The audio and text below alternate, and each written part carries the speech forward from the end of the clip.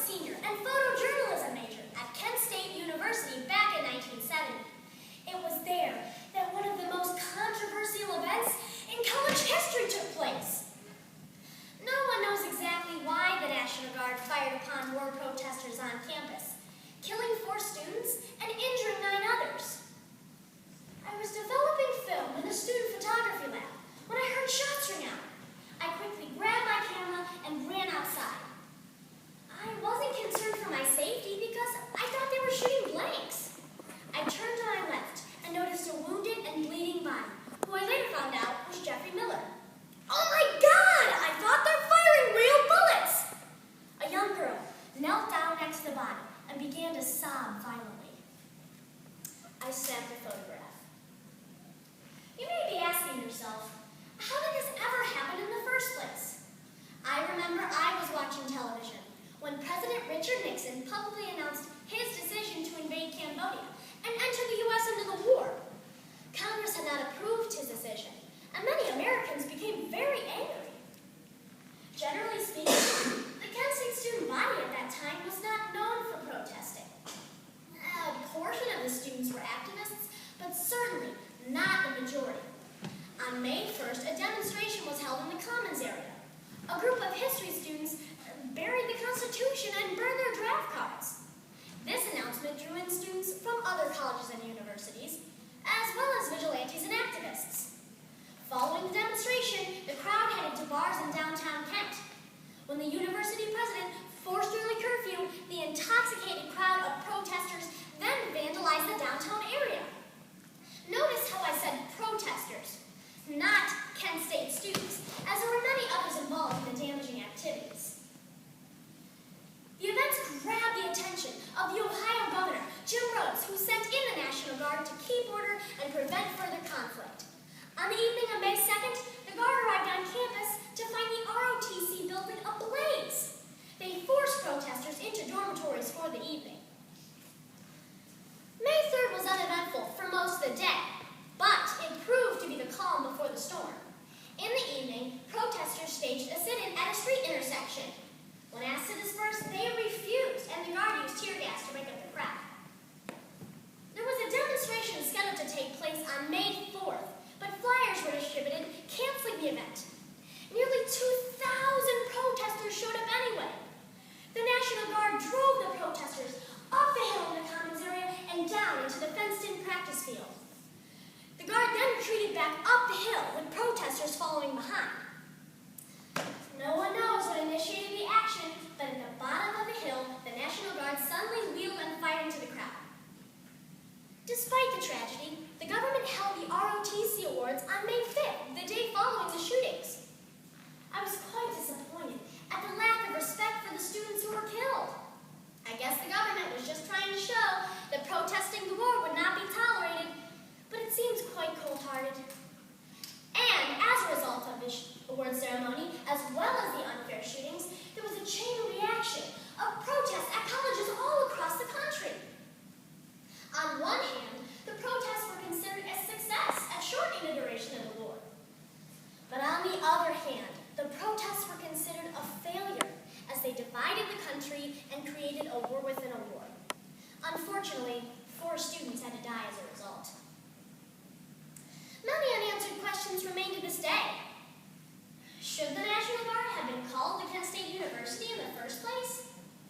Quite possibly, the use of the Guard incited protesters to become more violent. Could local law enforcement agencies have handled the situation? They were successful at driving the protesters out of downtown Kent and back to Kent State campus on the night of May 2nd. Did Kent State University officials act appropriately when banning demonstrations and enforcing early curfew?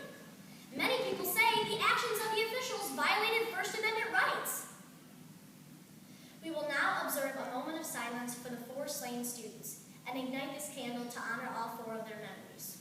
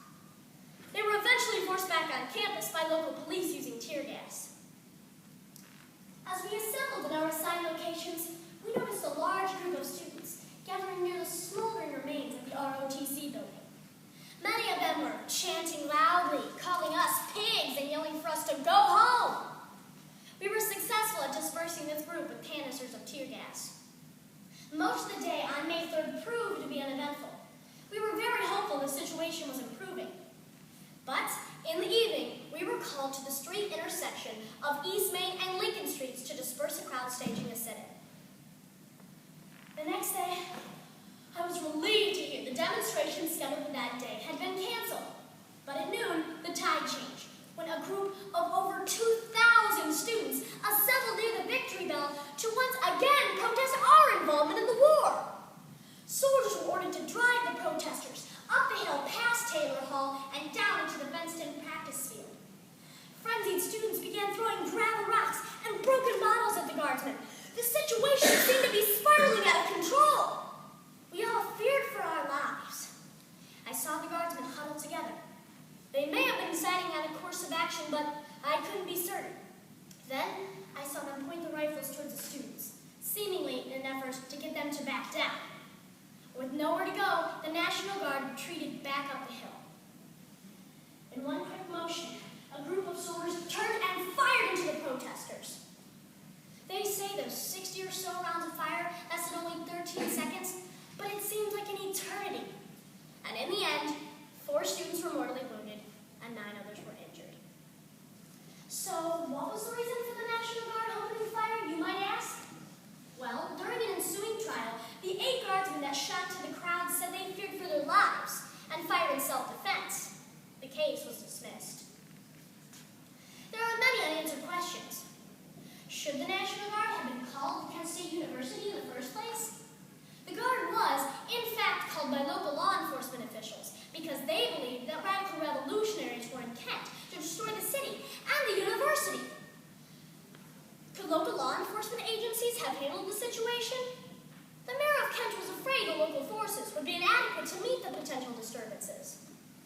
Did Kent State University officials act appropriately when banning demonstrations and enforcing early curfew? First Amendment rights can be overruled when public safety is at stake. These questions can still be debated today based on different perspectives. So, you need to decide for yourself based on the evidence presented. Thank you.